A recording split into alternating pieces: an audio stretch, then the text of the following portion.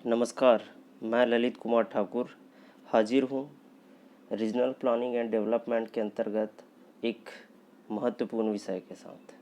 आज का हमारा टॉपिक है असंतुलित विकास की अवधारणा। हर्समैन के द्वारा दिया गया असंतुलित विकास का सिद्धांत के संदर्भ में हम लोग बात करने वाले हैं। इससे पहले कि मैं शुरू करूं, थोड़ा सा असंतुलित विकास का सिद्धांत क्या है इस बारे में चर्चा कर लूं। जैसा कि आप सभी को पता है, किसी देश की अर्थव्यवस्था में 3 सेक्टर कार्य करते हैं: प्राइमरी सेक्टर, सेकेंडरी और टर्सरी सेक्टर। प्राथमिक, द्वितीयक और तृतीयक क्रियाकलापों का किसी देश की अर्थव्यवस्था में योगदान होता है। असंतुलित विकास के सिद्धांत के अनुसार यदि हम संतुलित बात करें तो हमें प्राइमरी सेक्टर को भी ध्यान देना चाहिए, सेकेंडरी को भी ध्यान देना चाहिए और टर्सरी को भी ध्यान देना चाहिए। लेकिन असंतुलित विकास की अवधारणा ये कहती है, जो हर्समैन महोदय ने दिया, कि किसी एक सेक्टर को, चाहे वो सेकेंडरी हो, टर्सरी हो या प्राइमरी हो, किसी एक सेक्टर को उस क्षेत्र विशेष में जो सबसे अधिक लाभदायक हो सके या विकसित हो गए, उसको विकास करना है और बाकी सबको क्या करना है, ध्यान नहीं देना है। इसी वजह से चूंकि एक सेक्टर का विकास अधिक हो जाता है कोई भी, और किसी अन्य सेक्टर का विकास कंपेयर टू क्या हो जाता है, बहुत कम हो जाता है। इसी वजह से इसे असंतुलित विकास का सिद्धांत कहा गया है। चलिए तो बात करते हैं हर्समैन के असंतुलित विकास के सिद्धांत के बारे में। और इससे पहले यदि आपने रीजनल प्लानिंग, इकोनॉमिक ज्योग्राफी और एग्रीकल्चर ज्योग्राफी से संबंधित वीडियो यदि आपको देखना है तो आप मेरे चैनल पर जाकर प्लेलिस्ट में जाकर आप देख सकते हैं। चलिए शुरू करते हैं हर्समैन का असंतुलित विकास का सिद्धांत। संतुलित एवं असंतुलित विकास। अल्प विकसित देशों में निर्धनता के दुष्चक्र को तोड़ने तथा उन्हें आत्मनिर्भर विकास मार्ग में लाने के लिए यह जरूरी है कि इन देशों द्वारा एक उपयुक्त रणनीति बनाई जाए। ठीक है, याद रखेंगे, निर्धनता और निर्धनता के दुष्चक्र तोड़ने और आत्मनिर्भरता बनने के लिए हमें एक प्रॉपर स्ट्रेटजी, एक रणनीति की आवश्यकता होती है। एक अल्प विकसित देश को यह निश्चय करना होता है कि विकास अर्थव्यवस्था के सभी क्षेत्रों पर फैलाए अथवा उसे कुछ क्षेत्र पर ही विशिष्टीकरण करना चाहिए। ठीक है, जैसे कि मैं बात कर रहा था, एक अल्प विकसित देश के संदर्भ में चूंकि वो पहले से कमज़ोर देश है, तो उनके जब वो विकास की रणनीति बनाएगी तो सबसे पहले सवाल ये होता है, यह निर्णय लेना होता है कि वो सभी क्षेत्रों को, अर्थव्यवस्था के सभी क्षेत्रों को एक साथ विकास करे या एक साथ महत्व दे, या फिर किसी विशेष क्षेत्र को विशेष योगदान दे, विशेष ध्यान दे। इस संबंध में असंतुलित विकास का सिद्धांत का समर्थन करने वाले विद्वान में फ्लेमिंग, पॉल स्ट्रोटिन, अल्बर्ट मैन एवं हास सिंगर मुख्य रूप से है। फ्लेमिंग इम्पोर्टेंट हो जाता है, ध्यान में रखेंगे। चलिए आगे देखते हैं हर्समैन का असंतुलित विकास का सिद्धांत आखिरकार क्या कहता है। 1958 में अमेरिकन अर्थशास्त्री अल्बर्ट हर्समैन द्वारा प्रतिपादित असंतुलित विकास का सिद्धांत तथा polarization and trickling down effect अल्प विकास देशों में आर्थिक विकास को तेजी से तेज करने का मार्ग प्रशस्त किया। ठीक है, याद रखेंगे, अमेरिकन अर्थशास्त्री थे। 1958 में इन्होंने क्या किया था, असंतुलित विकास की अवधारणा या सिद्धांत प्रस्तुत किया था।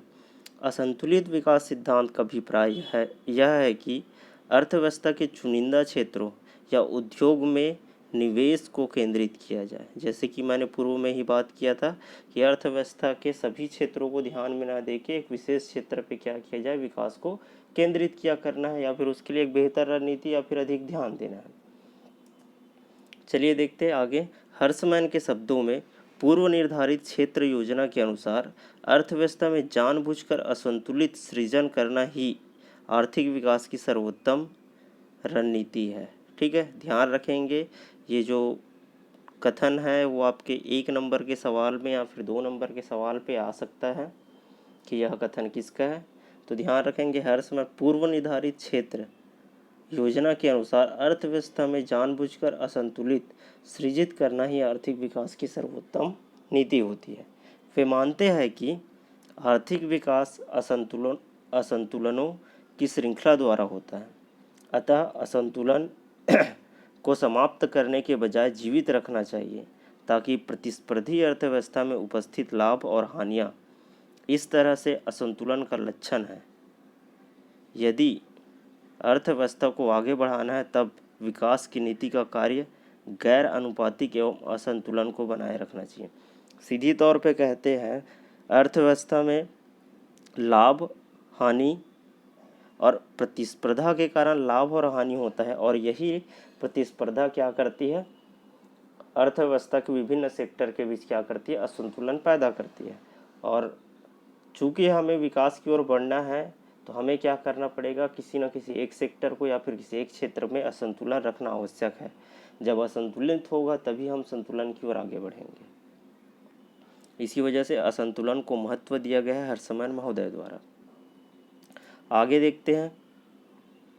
हर्षमैन ने बताया कि विकास की प्रारंभिक अवस्था में विनियोग को ऐसे क्षेत्रों पर केंद्रित करना चाहिए जो बाद में विकास की दर को बढ़ाने वाले हों। वे मानते हैं कि पूंजीगत वस्तुओं के उद्योग में विनियोग करने से यही लाभ होता है। इनके अनुसार एक पूर्व निर्धारित योजना के अनुसार अर्थव्यवस्था का जानबूझकर असंतुलित किया जाना आर्थिक विकास करने का सबसे अच्छा तरीका है। वे एक प्रबल प्रयास की आवश्यकता से इनकार करते हैं। बिग पुश, यानी कि फाइनेंशियली हो या फिर किसी और कारण से किसी एक सेक्टर को अचानक से हम ग्रो कर दे, पूरा कंसंट्रेशन वहाँ लगा दे, तो इसकी जो अवधारणा है, बिग पुश की जो अवधारणा है, उसको क्या करते हैं, उनसे इनकार करते हैं।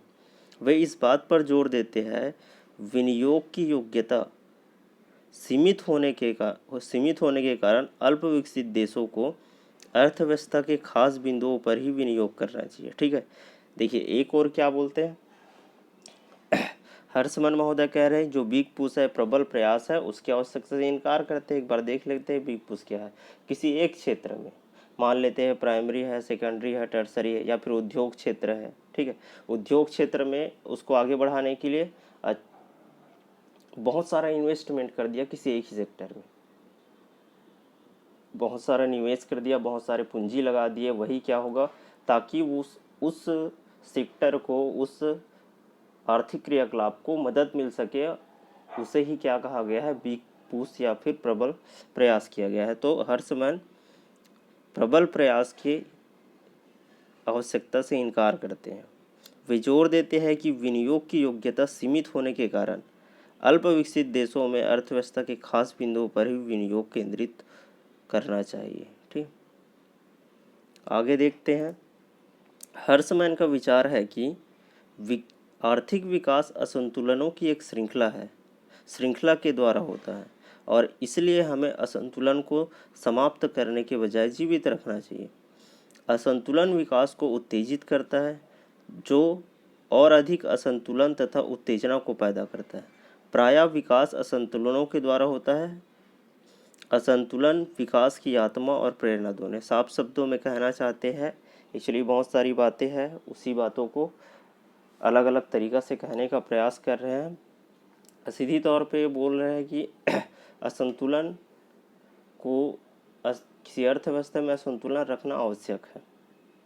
उस असंतुलन को, जनरली लोग असंतुलन को समाप्त करने का प्रयास करते हैं, परंतु असंतुलन को समाप्त करने की जगह क्या है, उन्हें हमें बनाए रखना है। क्यों? यही असंतुलन क्या करती है, अर्थव्यवस्था को आगे बढ़ने में क्या करती है, बहुत बड़ा रोल अदा करती है।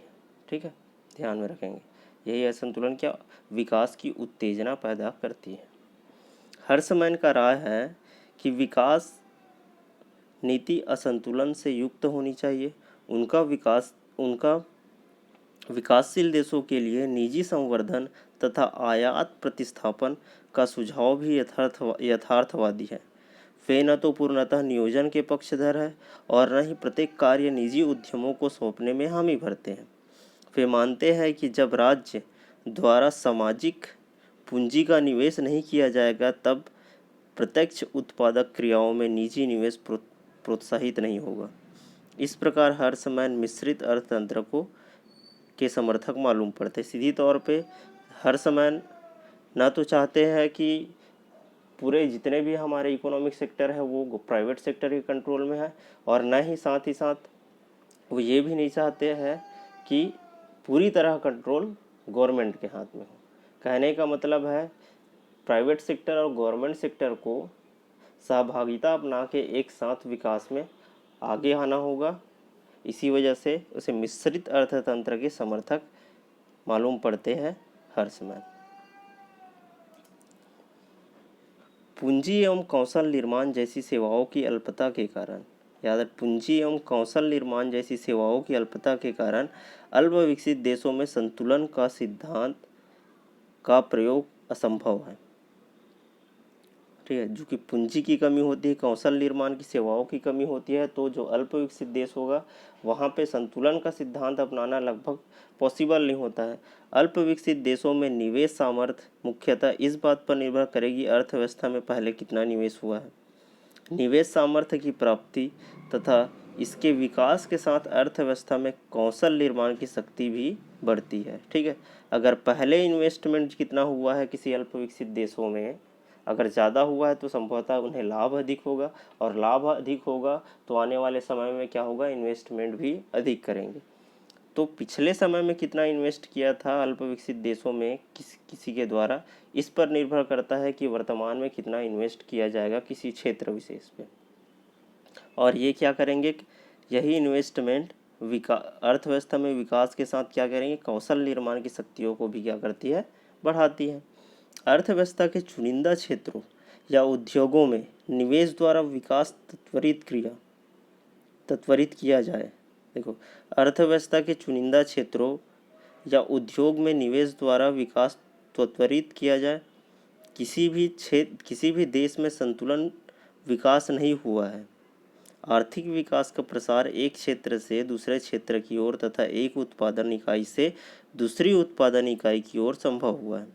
अतः अर्थव्यवस्था में उन क्षेत्रों या उद्योगों का विवेकपूर्ण चयन किया जाना चाहिए जिनमें उपलब्ध निवेश राशि जुटाकर विकास की प्रक्रिया को गति दी जाए। यानी कि सीधी तौर पे फिर से वही कहना चाहते हैं जो प्रारंभ में बात कहे थे कि कोई भी ऐसा देश नहीं है विश्व में जो संतुलित विकास की अवधारणा को सीधा अपना लिया है। सबसे पहले असंतुलन था उस देश में, तत्पश्चात उन्होंने संतुलन की अवधारणा अपनाया है, जो एक स्थान से दूसरे स्थान या एक इकाई से दूसरे इकाई की ओर जाती है।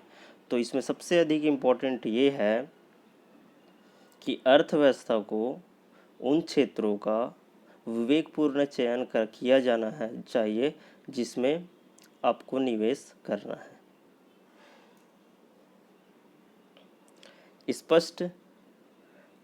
स्पष्ट रूप में हर्समैन मानते हैं कि अर्थव्यवस्था के अग्रिम क्षेत्रों से अनुगामी क्षेत्रों की ओर, एक उद्योग से दूसरे उद्योग तथा एक फर्म से दूसरे फर्म को विकास की संचारित होने की आर्थिक प्रगति हुई है।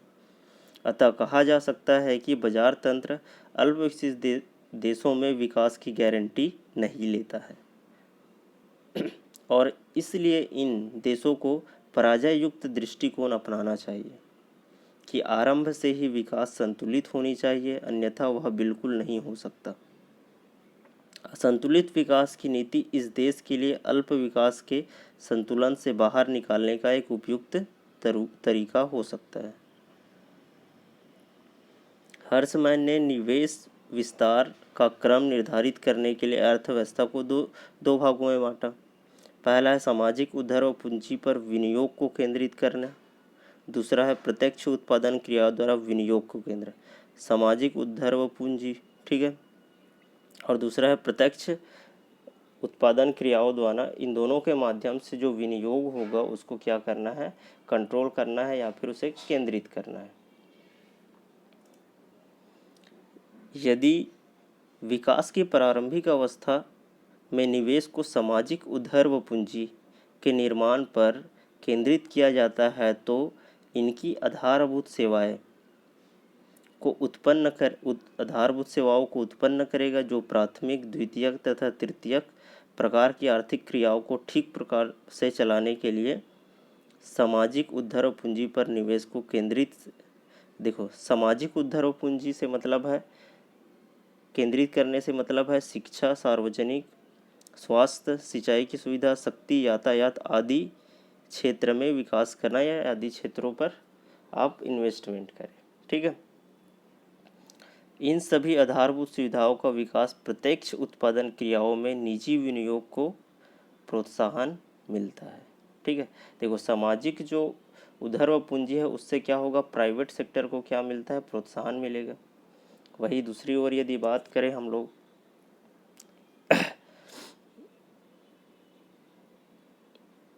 तो हर्षमैन मिश्रित अर्थव्यवस्था जो थे उसके क्या थे, समर्थक मालूम पड़ते हैं।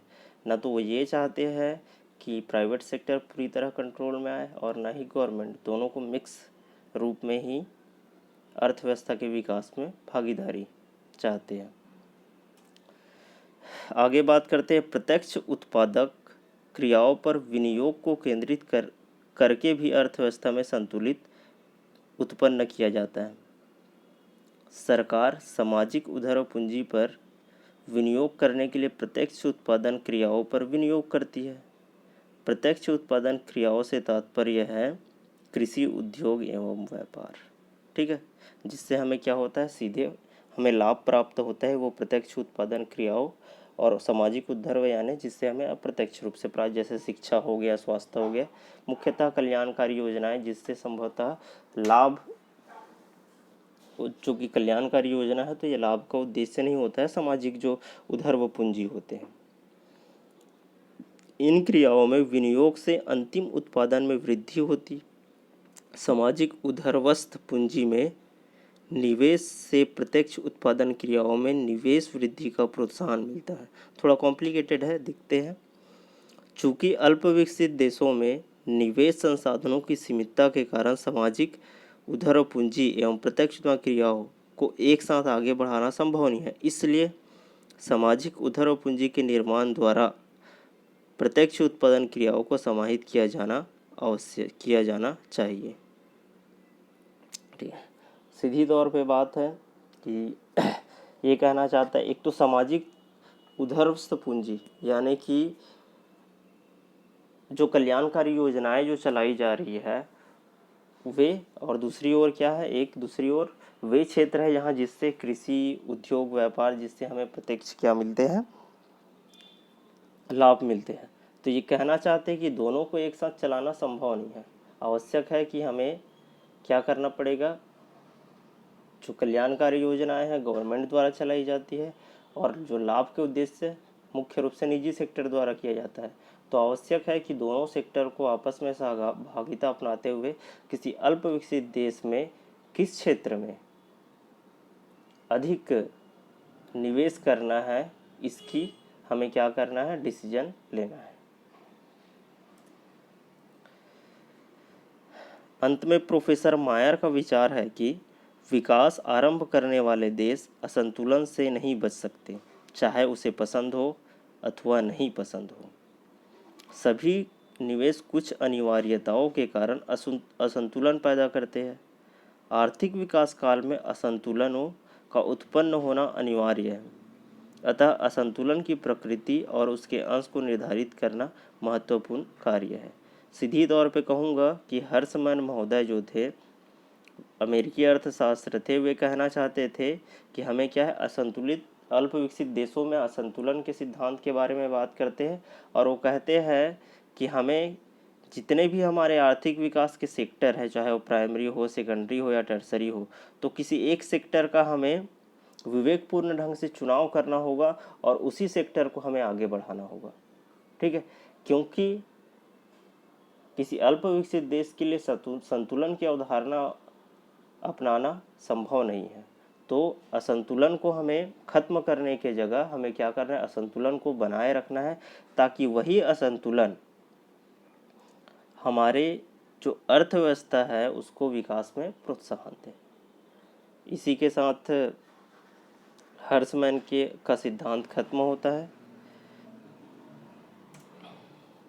आने वाले समय में और भी रीजनल प्लानिंग एंड डेवलपमेंट से संबंधित टॉपिक आते रहेंगे, तो बने रहिए। और पुराने यदि वीडियोस आप लोगों ने नहीं देखे हैं तो प्लेलिस्ट में जाकर देखिए।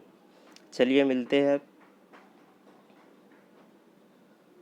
और यदि आप में से किसी को PDF नोट्स चाहिए होगा तो आप मुझे कमेंट कर सकते हैं। तो चलिए मिलते हैं अगली क्लास में, तब तक के लिए धन्यवाद।